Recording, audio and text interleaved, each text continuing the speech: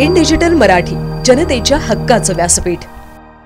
डोंबिवली मानपाडा परिसरात असलेल्या 7 स्टार या बारमध्ये मंगळवारी रात्रीच्या सुमारास अजय सिंग हा आपल्या काही मित्रांसोबत दारू पित होता।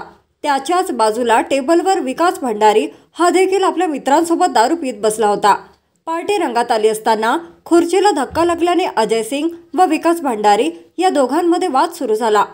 अजय सिंहने संतापाच्या भरात आपल्या जवळील पिस्तुलाने गोळी झाडली। सुदैवाने ही गोळी विकासच्या खांद्याला लागली। या हल्ल्यात विकास बचावला असला तरीही तो जखमी झाला असून त्याला उपचारासाठी रुग्णालयात दाखल करण्यात आले आहे।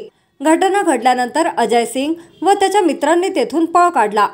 घटनेची माहिती मिळताच डीसीपी सचिन गुंजाळ, एसीपी सुनील कुन्हाळे यांच्या मार्गदर्शनाखाली वरिष्ठ पोलीस निरीक्षक अशोक होनमाने यांनी या प्रकरणाचा तपास सुरू केला असून 2 तासात पोलिसांनी आरोपींचा पाठलाग करून ताब्यात घेतले। गोळीबार करणाऱ्या अजय सिंग आणि त्यांचे साथीदार सराईत गुन्हेगार असल्याची प्राथमिक माहिती मिळाली आहे। पोलीस पुढील तपास करत आहेत। पोलीस स्टेशनला 1:15 वाजेच्या दरम्यान एक फायरिंगची घटनेबाबत माहिती मिळताच सिनियर पीआय श्री होनमाने आणि त्यांची टीम त्या ठिकाणी घटनास्थळी जाऊन ताबडतोब जखमीची माहिती घेऊन जखमीला एम्स हॉस्पिटलला ॲडमिट करून सदर घटनेतील संशयित जे आरोपी आहेत, पाहिजे असलेले लोक आहेत, त्याच्यामध्ये मेन अजय सिंग हा होता।